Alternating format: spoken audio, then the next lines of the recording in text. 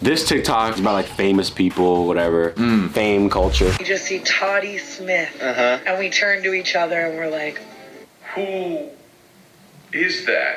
I don't know who that is. I feel like we live in a time where there's more famous people than there are not famous people. Who is that? Spoke his name like he was a fucking king, like he was a A-list celebrity. David Dobrik, I barely know who that is. Ever since YouTube popped, there's a million people that have millions of followers. This is how I would react to them if I walked by them on the street. That's it, because I don't know who they are. They don't stand out. They do nothing.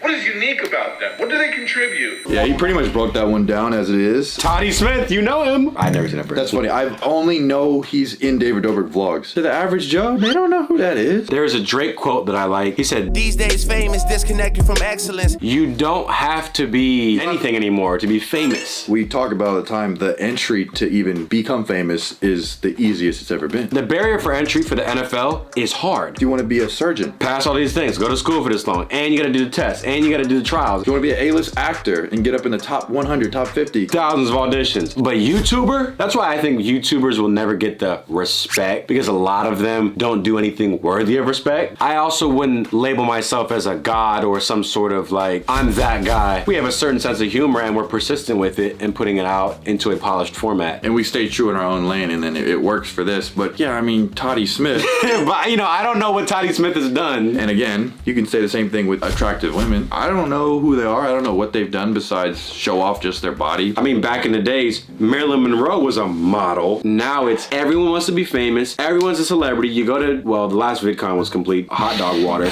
That's why I don't like when people are like, you're famous. I'm like, well, everybody is. Everyone's famous, so that's facts. Like with anything, the more of something that there is, the less value it has. The Yeezy Red October shoe, it's so valuable because there aren't that many of them. Whereas the polo socks from Walmart that I'm wearing that are inside out right now are dirt cheap. You can get them anytime, anywhere, any place. So when everyone's famous, nobody's famous. My sister's a high school teacher, and then they were writing down like 5 things about themselves. One of them was like, what do you want to be in 5 years? And 70% of the whole class, famous. No fucking way. And she's like, what for? I don't know what to tell you. And that's it. Famous for what? You don't even know. But like you said, pick something, but also you don't have to pick something. Because if you want to be famous, like you said, you don't have to be excellent at something to be famous anymore. That correct. And everyone thinks that they're hilarious. I watch them like, what is this? How does this person get popular? And then it's scary because then now the famous people, they have power. And that power shifts, controls, operates how the next person viewing them views the world. David Goggins, the ex-Navy SEAL, posted a video today just saying, yeah, social media has turned to like, just the weak minds have power now. Like, bro, but I haven't even thought about that. Like back then, the people who were in charge of shit, they were in charge of shit because they had to conquer something. They had to be somebody. Anybody has the ability to pick this up. You saw the period, girl. Period.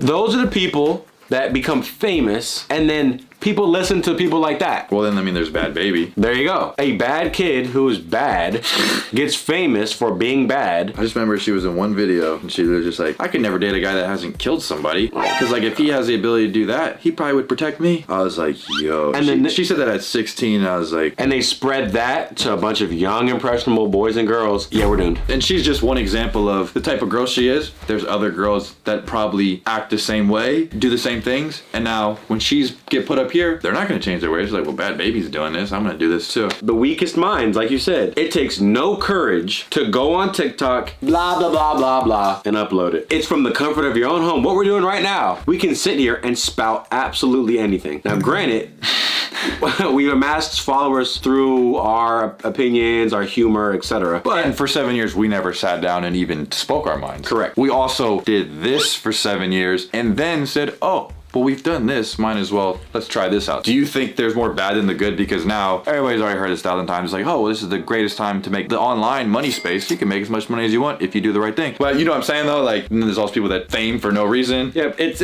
like with a lot of things, if you do it in moderation and if you do it properly, then it could be a good thing. I'm genuinely worried for how things are shaping up. What things are being pushed and what things are being normalized. Well, yeah, same way they say, well, what's the long term of OnlyFans? Like, are you sure you're gonna make that much money in 5-10 years? They don't know. But also, TikTok is so new. We don't know the long-term effects of this until it happens. In 10 years, there's a kid that literally just never spoke to anybody, just stayed online, and now he didn't gain social skills that now affect him trying to get a job, do an interview, whatever down the line. We're gonna live through it to find out. That's what's scary about this TikTok generation and the power that it's controlling. And now you're making me think, I would hate to make it more dark and sinister, but as time goes on, detailed a story of, let's say a young kid grows up on his phone, looking at stuff, now he's on TikTok, now he's on Instagram, and you know they be pushing a bunch of fat asses on Instagram. I've seen it on plenty of people's things, they push type of sexual stuff, all sorts of crazy stuff for young kids, and they grow up, they don't know how to interact in the world because all they do is sit here and text, and then they grow up lonely,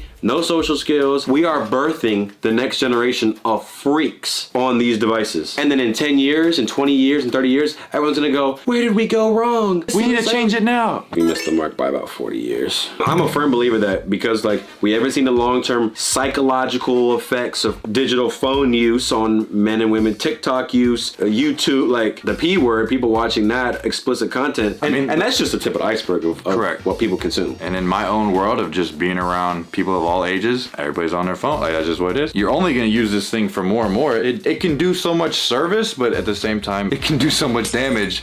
What I keep doing, and I implore you guys to do this too, next time you go into an elevator or go into anywhere, look at how many people are on their phone. Then you start to realize, I am in a matrix freak zone. Oh yeah, I'll step in an elevator and I instantly just feel like, oh, take it out. Yeah. Half the time I don't have service in the elevator. And I'm just like, I don't want to look at this person next to me. We've experienced this a lot. We'll go up to people, friendly, not even say nothing. I went up to a girl, hello, we're shooting a thing, blah, blah, blah, blah, blah, blah. I wanted to see if you guys had an opinion on XYZ. And the girl just looked at me.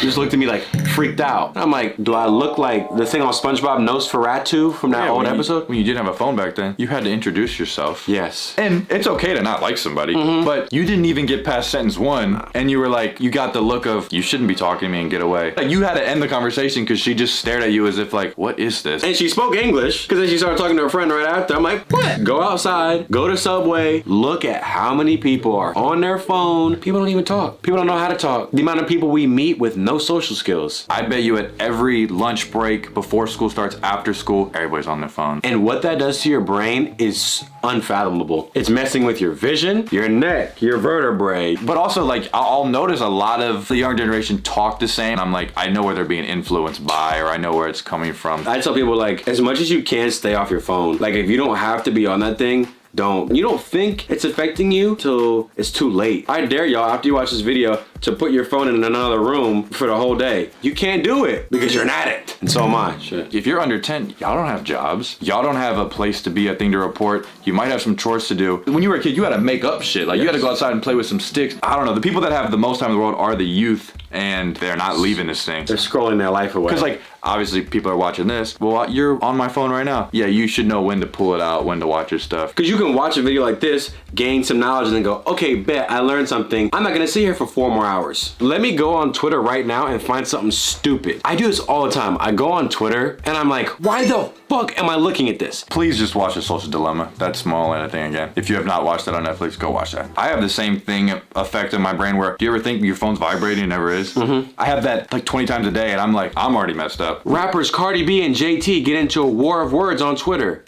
I don't give a fuck. What does that have to do with anything? And then you're gonna have people that have nothing to do with that are gonna argue about a situation. Those are 2 lives that who cares? Correct. They were talking about the Adam Levine situation, all this stuff. Oh yeah. And I commented on someone's post. I said, I've never seen a super wealthy person care about celebrity drama. There's a correlation between someone's wealth and the time that they put into worrying and talking about celebrity drama and random shit on Twitter. Rich people don't do that. Nah, because they're busy building something. They're busy being rich and doing rich people shit. Broke people have to put their 2 cents in. What are you really worried about? Like, bro, shouldn't you worry about yourself, bro? Shouldn't people worry about their fucking selves for once? And people let that consume their lives. They sit there and argue on social media about random stuff that doesn't make any fucking sense. Look. Doja gives Miss Erykah Badu her phone to put her number in.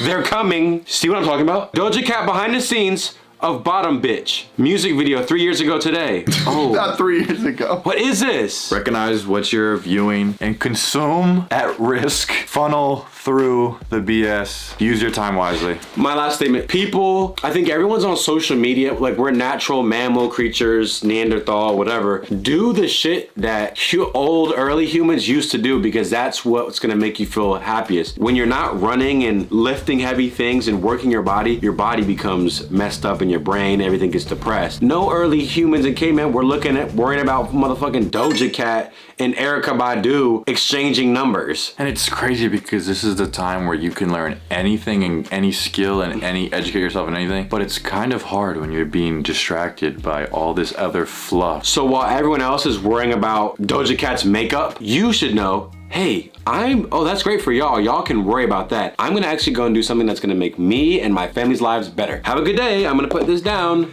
Time to go do something. People try to occupy their time and it distracts them. The phone distracts you from your real life because usually people's real lives they don't want to face. Damn. So it's so much easier to like and comment and worry about Adam Levine did this and that. Then you haven't made enough money this month. The only way to become fearless is to face the fear. What are you gonna do? Go and try and cancel some YouTuber because they said something that you don't like? Or are you gonna go and like make money so that you can feed your kids? Which one's harder? The feeding kids one.